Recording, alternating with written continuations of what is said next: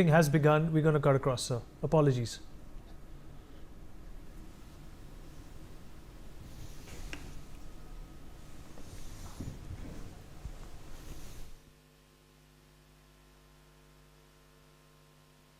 Do switch off your mobile phones before I begin.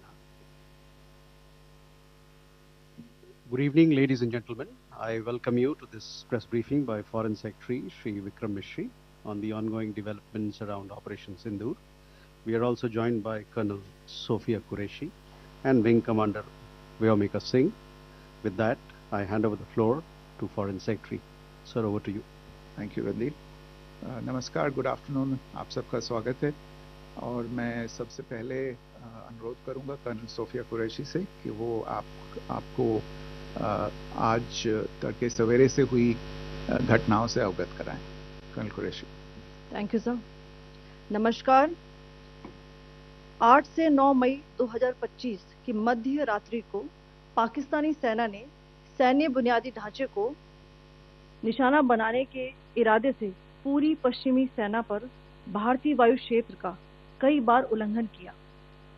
यही नहीं बल्कि पाकिस्तानी सेना ने नियंत्रण रेखा पर भारी कैलिबर वाले हथियारों से गोलीबारी भी की. अंतर्राष्ट्रीय सीमा और नियंत्रण रेखा पर लेह से लेकर सरक्रीक तक 36 स्थानों पर 300 से 400 लगभग ड्रोनों का इस्तेमाल घुसपैठ का प्रयास करने के लिए किया गया.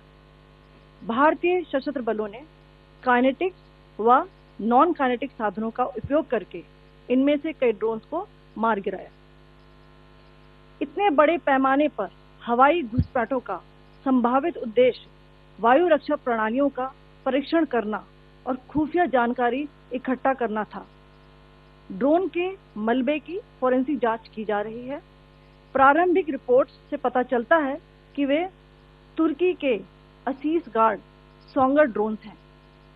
इसके उपरांत रात में पाकिस्तान के एक सशस्त्र यूएवी ने भटिंडा सैन्य स्टेशन को निशाना बनाने की कोशिश भी की, जिसे पकड़ा गया और उसे निष्क्रिय कर दिया गया. पाकिस्तानी हमले के जवाब में पाकिस्तान में 4 हवाई रक्षा स्थलों पर सशस्त्र ड्रोन्स लॉन्च किए गए.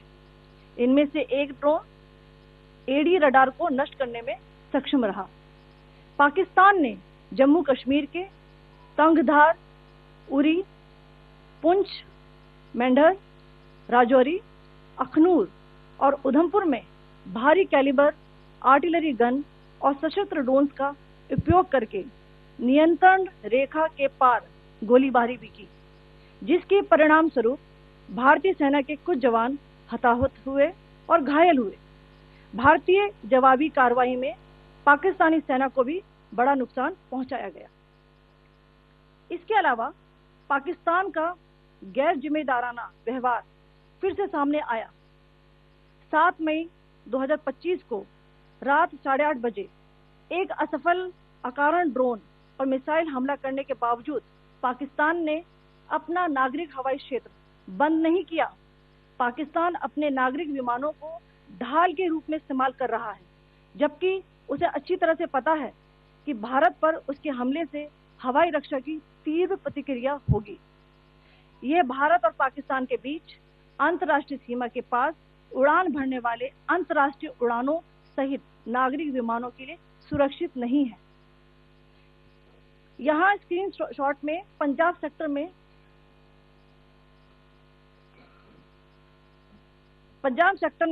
हाई एयर डिफेंस अलर्ट स्थिति के दौरान एप्लीकेशन फ्लाइट रडार 24 का डेटा दिखाया गया है. जैसा कि आप देख रहे हैं यहाँ पर भारतीय पक्ष का हवाई क्षेत्र घोषित बंद के कारण नागरिक हवाई यातायात से पूरी तरह से रहित है. कराची और लाहौर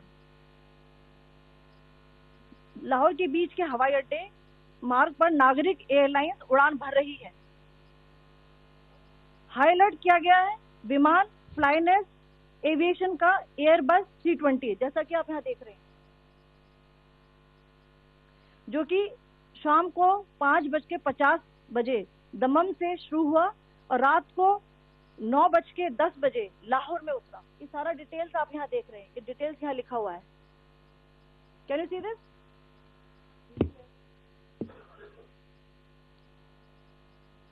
भारतीय वायुसेना ने अपनी प्रतिक्रिया में काफी संयम दिखाया और इस प्रकार अंतर्राष्ट्रीय नागरिक विमान सेवा की सुरक्षा सुनिश्चित की। धन्यवाद। जय Hind.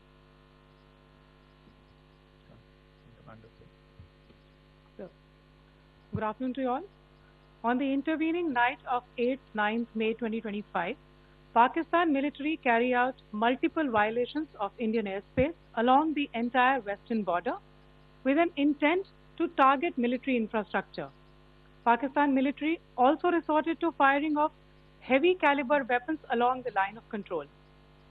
Along the international border and line of control, drone intrusions were attempted from Leh to Sar Creek at 36 locations with approximately 300 to 400 drones. Indian Armed Forces brought down a number of these drones using kinetic and non-kinetic means. The possible purpose of these large-scale aerial intrusions were to test the AD systems and gather intelligence. Forensic examination of the drone debris is being undertaken. Preliminary reports suggest them to be of Aziz Guard Songa drone of Turkey. Later in the night, an armed UAV of Pakistan attempted to target Bhatinda military station, which was detected and neutralized. In response to the Pakistani attack, armed drones were launched at 4 air defense sites in Pakistan. One of the drones was able to destroy an AD radar. Pakistan also carried out artillery shelling across the line of control using heavy caliber artillery guns and armed drones at Kandhar, Uri, Poonch, Mendhar, Rajouri, Akhnur and Udhampur in Jammu and Kashmir area, which resulted in some losses and injuries to Indian Army personnel. Pakistan Army also suffered major losses in Indian retaliatory fire. Additionally, Pakistan's irresponsible behavior again came to fore. Pakistan did not close its civil airspace despite it launching a failed unprovoked drone and missile attack on 7th May at 8:30 hours in the evening. Pakistan is using civil airliners as a shield, knowing fully well that its attack on India would elicit a swift air defense response. This is not safe for the unsuspecting civil airliners, including the international flights which were flying near IB between India and Pakistan. The screenshot we just showed and we shall share with you, it shows the data of the application Flight Radar 24 during a high air defense alert situation in the Punjab sector. As you have seen, the airspace on the Indian side is absolutely devoid of civil air traffic due to our declared closure. However, there are civil airlines flying the air route between Karachi and Lahore. Amongst the other civil aircraft that you can see, we have highlighted an aircraft which is Airbus 320 of Flynas Aviation, which was originated from Dammam at 1750 hours and landed later at Lahore at 2110 hours in the night.